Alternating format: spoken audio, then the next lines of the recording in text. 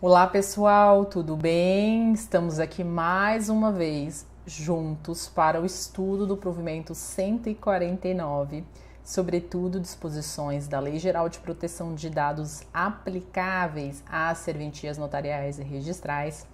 Lembrando que estamos num processo de estudo do provimento 134, só que 149. Por quê? Porque o provimento 134 ele foi muito falado na época da LGPD, que foi um provimento que tratou da Lei Geral de Proteção de Dados nas serventias notariais e registrais, mas foi totalmente revogado pelo provimento 149, que incorporou o seu texto. Então, se você possui a documentação da LGPD na sua serventia fundamentado no provimento 134, você deve atualizar para o provimento 149. As disposições são as mesmas, tá? Mas devemos atualizar, obviamente, porque a gente não pode fundamentar algo num provimento que já está revogado. As aulas iniciais, nós falamos das disposições gerais, pertinentes, né, a todas as serventias notariais de registro. E aí a gente adentra agora nas especialidades. Se você atua apenas no registro civil das pessoas naturais, mesmo assim, eu aconselho você a assistir os demais blocos das outras serventias, das outras especialidades, justamente para conseguir, além de adquirir conhecimento, obviamente, mas dar uma informação correta. Alguém que tiver uma dúvida no balcão, você vai conseguir ajudar aí já fundamentando até na Lei Geral de Proteção de Dados, se for o caso. Primeira tarefa que eu dou para vocês, abrir o provimento 149 e acompanhar com ele aberto. Se você está em casa, no celular, assistindo, enfim, mas abra uma janelinha aí com o provimento para ir acompanhando a leitura e o que a gente vai falando. E se você não assistiu os blocos iniciais, por favor, pare aqui, volta lá, assiste, porque é o que vai fundamentar, são os princípios para você entender o que nós vamos falar daqui para frente, sobretudo aí na especialidade do RCPN. Nós começamos ali no artigo 113 do provimento, que ele vai falar o seguinte: é livre o acesso às informações constantes nos livros de registro civil das pessoas naturais, por meio de certidões de breve relato, com as informações regulamentadas em lei, neste Código de Normas, que é o Código Nacional de Normas, o provimento 149, e em outras normas compatíveis, independentemente de requerimento ou de identificação do requerente. Então, isso foi muito falado lá no início da LGPD. Tiveram alguns cartórios, inclusive, que começaram a requerer o requerimento por escrito para a pessoa tirar a certidão, né? Vamos lá. Para fins da Lei Geral de Proteção de Dados, certidões de breve relato, que são aquelas, né, que são aquelas resumidas do registro civil e das outras especialidades também, mas aqui vamos falar do RCPN. Eu não preciso nem de requerimento, então a pessoa vai lá no balcão, requer e está aqui a sua certidão. Toma aqui a sua certidão. Artigo 114. As certidões de registro civil em geral, inclusive as de inteiro teor, requeridas pelos próprios interessados, seus representantes legais, mandatários com poderes especiais, serão expedidas independentemente de autorização do juiz corregedor permanente. Mandatários com poderes especiais não mencionaram se a procuração tem que ser pública, se tem que ser particular com firma reconhecida por autenticidade. Então você, que é registrador, ou o seu registrador, se você é funcionário, ele que vai decidir qual vai ser o protocolo adotado na serventia dele, se o Código de Normas estadual de vocês não dispuser nenhuma regulamentação sobre o tema. A responsabilidade é sempre do responsável pela serventia, titular, interventor ou interino, que responde aí civilmente pelos danos causados. Ele a última palavra é dele. Então, os procedimentos serão adotados conforme as orientações do seu registrador. Aqui, eles não falaram que tipo de procuração tem que ser, então, né, fica a critério de vocês. Penso que uma procuração particular com firma reconhecida estaria mais que suficiente, mas fica a critério de vocês. Nas hipóteses em que a emissão da certidão for requerida por terceiros e a certidão contiver dados sensíveis, aqui a gente já começa. Primeiro, você lembra o que são dados pessoais e dados pessoais sensíveis? Se você não lembra, já para aqui também, volta lá nas aulas iniciais, porque lá nós falamos para você, nós explicamos para você o que são dados pessoais sensíveis. Ok, vou relembrar. dados pessoais sensíveis são todos aqueles que podem causar algum tipo de discriminação na pessoa, no titular dos dados pessoais. E aí eu posso citar como exemplo dados referentes à sua orientação sexual, à sua posição política. Então esses dados eles podem gerar qualquer discriminação? Podem, então são sensíveis. Nome, RG, CPF não é sensível, ok? Então vamos lá, voltamos aqui. Se essas certidões contiverem dados sensíveis, e aí isso também foi muito falado, porque antigamente nos registros, e aí provavelmente você deve ter aí na sua serventia, os livros constavam a cor da pessoa, né, que estava nascendo ali. E aí a pessoa, não sei o que, nasceu um menino de cor branca, nasceu de cor preta, de cor parda. Isso é um dado sensível, sim, porque pode gerar discriminação. Então, essas certidões de inteiro teor, para constar esses dados sensíveis, elas precisam de um alerta. E você precisa estar ligado que alguns cuidados devem ser tomados. Primeiro, requerido pela própria pessoa, beleza, show de bola. Requerido para o juízo, assim, determinação judicial, o juiz manda, a gente cumpre, um abraço. Requerido por terceiro, aí a gente começa a prestar atenção. E aí, ante essa discussão toda, meu Deus, e agora? Os despachantes, né, o pessoal que faz esses serviços de cidadania, que requerem muitas certidões de inteiro teor para os seus clientes, etc. Se tiver esse dado sensível, então começou a travar um pouco o balcão da emissão dessas certidões por conta disso. Então, tem que ser o requerente, tem que ser o dono do dado pessoal para requerer, etc. E aí chegou essa questão na Comissão de Proteção de Dados Pessoais. O CNJ, ele tem uma Comissão de Proteção de Dados, que foi criada no ano de 2022 para tratar justamente dessas dúvidas notariais e registrais. Essa comissão, no ano passado, que foi o ano de no ano de 2023, a comissão foi criada. Essa comissão, ano passado, ela se reuniu 12 vezes e dessas reuniões nós tivemos a elaboração de que foram disponibilizadas, publicizadas, para que nós pudéssemos saber o que foi decidido, o que essa comissão, que é formada por juristas, juízes, corregedores e mais membros do CNJ, decidiram sobre determinados assuntos. Lembrando que a gente tem acesso a essas reuniões, essas atas dessas reuniões, que elas é a ata da reunião, né? Não é um provimento, não é uma determinação do CNJ, mas, obviamente, é de bom tom que a gente siga, então, essas disposições constantes dessas atas.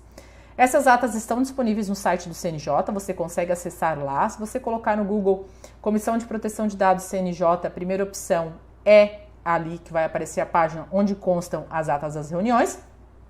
Esse ano de 2024, ainda não tivemos nenhuma reunião. Eu estou gravando essa aula em fevereiro, não sei quando é que você vai assistir ela. Mas, e aí você tem que estar sempre atualizado, justamente para saber se mudaram o entendimento, se tem uma outra disposição, se acertaram de uma forma diferente, justamente para que você não fique desatualizado. A gente sabe que o direito ele é extremamente dinâmico, ele se adapta à sociedade, então nós temos atualizações o tempo inteiro. Mas, voltando aqui, essas certidões, essa emissão de certidões contendo dados pessoais sensíveis chegou lá nessa comissão, essa dúvida. E aí nós tivemos a 10ª reunião, que foi no dia 9 de novembro de 2023, em que a gente teve a discussão da certidão de inteiro teor com dados sensíveis. E aí essa comissão chegou na conclusão, né, no final da discussão, que poder-se-á ter uma certidão de inteiro teor adaptada à Lei Geral de Proteção de Dados, que nada mais seria que uma certidão de inteiro teor, só que sem os dados sensíveis. E aí tem uma discussão na própria classe para saber se isso realmente é uma certidão de inteiro teor, porque se não tem todos os dados, então não seria de inteiro teor. Não se sabe se daqui a pouco os consulados, né, com os processos de cidadania, irão aceitar, já que não é de inteiro teor e tem que estar escrito lá que foram suprimidos dados. Mas a comissão chegou nessa alternativa de, então, para que eu não cesse, né, que eu não trave a emissão dessas certidões, que eu não precise somente do requerente, eu posso emitir uma certidão de inteiro teor, só que sem esse dado sensível. E aí eles falaram na ata dessa reunião, você pode baixar lá no site do CNJ, consta que quando for solicitada uma certidão de inteiro teor por pessoa diversa, daquela pessoa, né, do dono, do titular, o oficial de registro civil deverá informar esse solicitante sobre a existência desse dado pessoal sensível, e pode sim que será necessária autorização judicial. Então, olha, tem um dado sensível, você quer ela mesmo assim? Se sim, a gente vai precisar de uma autorização judicial, já que você não é o próprio registrado e não tem poderes especiais para isso. Mas se você quiser, eu posso emitir tirando esse dado pessoal sensível. Você quer? Quero. Ah, então tá. Então eu vou emitir aqui certidão de inteiro teor adaptada à Lei Geral de Proteção de Dados, que vai ter que constar obrigatoriamente o seguinte texto. Essa certidão é cópia fiel e integral do assento, com exceção do elemento X, considerado dado sensível nos termos tarará, cuja publicidade é proibida sem autorização judicial. O texto está ali na ata, peguem lá no site do CNJ, e aí a gente tem uma alternativa para essas certidões de inteiro teor, justamente para que esses processos não sejam obstados aí, a gente não encontre nenhum tipo de problema, tá? Então, só para deixar vocês atualizados que a gente já teve essa discussão pela comissão. E aí, aqui no parágrafo 2º do mesmo 114, ele fala que após o falecimento do titular do dado sensível, ou seja, ali a pessoa registrada ali faleceu, essas certidões elas podem ser fornecidas aos parentes de linha reta, independente de autorização judicial. Então, não é qualquer pessoa ainda, tá? Só os parentes em linha reta. Não confundir lá com a questão do testamento, que depois que a pessoa morre, qualquer um pode tirar. Não. Aqui, contendo dado sensível, inteiro teor, a pessoa morreu, somente os parentes em linha reta, independente de autorização judicial. Ou aquela hipótese ali que a gente mencionou anteriormente, que é uma certidão de inteiro teor adaptada à Lei Geral de Proteção de Dados. Artigo 115. Nas certidões de breve relato deverão constar somente as informações previstas em lei ou ato normativo, sendo que qualquer outra informação solicitada pela parte constante do registro ou das anotações e das averbações posteriores somente poderá ser fornecida por meio de certidão por quesitos ou por inteiro teor, de acordo com as disposições desse Código de Normas, que é do provimento 149. Sempre deverão constar do campo destinado às observações a existência de adoção simples, realizada por meio de escritura pública, certo? As alterações de nome indígena, isso deve constar lá das observações, isso não deve ser suprimido, tá? Declaração do registrado como indígena, a sua etnia ou a inclusão da etnia, e a alteração do nome em razão da cultura ou do costume indígena. Então, para aquele pessoal que está aí com o registro civil, onde a gente tem as aldeias indígenas, bastante atenção, tá? Lá no campo das observações, eles devem constar essas informações. Artigo 116. As solicitações de certidões por quesitos, e aí o que são certidões por quesitos? Lembrando que nos serviços notariais e registrais, uma das atribuições é a emissão de certidão, qualquer um. RCPN, tabelionato de notas, registro de imóveis, protesto, todos emitem certidões. E essas certidões, elas podem ser de inteiro teor, breve relato ou por quesitos. Por quesitos é aquela que a pessoa chega no balcão e diz assim, ó, olha, eu gostaria de uma certidão do nascimento do fulano de tal, ou do meu nascimento, que seja, mas eu só quero que conste o nome e a hora que nasceu. Certidão de quesitos. Ela me apontou quais são os quesitos que ela quer que conste na certidão. Ela não me pediu uma certidão de breve relato, que é aquela resumida, que é muito comum. Não. Então, na certidão de quesitos, que é muito raro na prática, muito raro, muito raro, mas esse artigo está ali, que as solicitações de certidões por quesitos ou informações solicitadas independente da expedição de certidões receberão o mesmo tratamento destinado às certidões solicitadas inteiro teor quando os dados forem restritos, sensíveis ou sigilosos, tá? Então aqui ele já não fala só de dados sensíveis, ele fala de dados restritos ou sigilosos. E o que são esses dados restritos ou sigilosos? Então a gente já tem um rol um pouco maior. Isso da certidão de quesitos. E aí eu já até gostaria que vocês mandassem mensagem para mim se vocês já tiraram alguma certidão de quesitos e em que caso que foi, porque de fato na prática é muito raro de a gente ver uma solicitação de certidão por quesitos. E ali no parágrafo 1º, 2º e 3º, eles já falam pra gente o que é o dado restrito, o que é o dado sensível e o que é o dado sigiloso. sigiloso. Então, o sensível é aquele que a gente já sabe, que causa discriminação, tá lá na LGPD. Os restritos são outros constantes da 6.015 e constantes da 8.560, tá? Das normas de alteração de sexo, de pessoa transgênera, que também vai causar discriminação, né? Então, diretamente seria sensível, mas ele traz ali como restrito também. E elementos sigilosos também, na Lei 6.015, lá são os do artigo 57 da 6.015, que são considerados elementos sigilosos. Tendo esses 3 desses elementos, certidões por quesitos ou qualquer outra informação solicitada, a gente precisa ter um pouquinho de atenção na emissão dessa certidão. A de inteiro teor, ali no artigo 117 já, ela sempre vai depender de requerimento escrito com firma reconhecida do requerente ou assinatura digital nos padrões do CP Brasil, no padrão do Sistema Gov ou a assinatura na presença confrontando com o documento original. Então, independente se é pela pessoa, se não é pela pessoa, ele está dizendo aqui, sempre com firma sempre é por escrito. Então, já deixa o modelo do requerimento de certidão de inteiro teor lá no balcão. Sempre que alguém atender, já tem um modelinho lá. Os requerimentos, então, eles podem ser recepcionados por e-mail, a pessoa não foi lá, enfim, pode, tá? Ou por meio da CRC? Pode, desde que assinado digitalmente nos padrões da ICP Brasil, tá? O requerimento da certidão de inteiro teor, ali no parágrafo 3º, deverá conter a identificação do requerente, o motivo do que ele quer aquela certidão, o grau de parentesco com o registrado, tá? Caso tenha esse grau, e o fato de esse registrado ser falecido ou não ser falecido, tá? Então, atenção para o requerimento de vocês têm que ter um campo lá no requerimento constando. É parente? Sim. Em que linha? Linha reta, colateral, terceiro grau, quarto grau?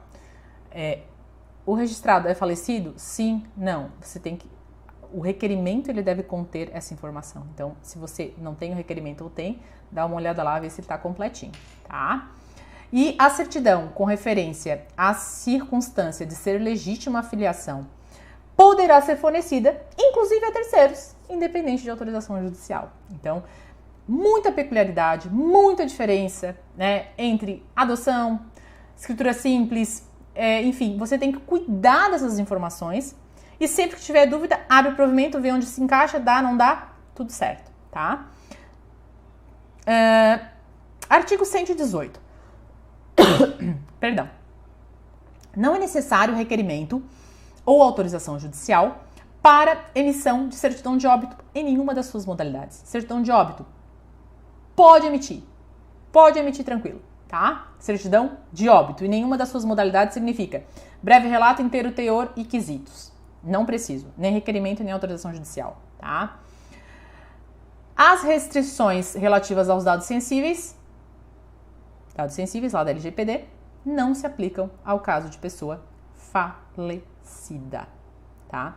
E aqui muitos entendem que tem um choque lá com a questão da inteiro teor de pessoa falecida, que é só pela linha reta, então, e aqui embaixo diz que não se aplica as restrições, mas elas devem ser lidas conjuntamente. Eu não deixaria de obedecer os artigos anteriores, tá?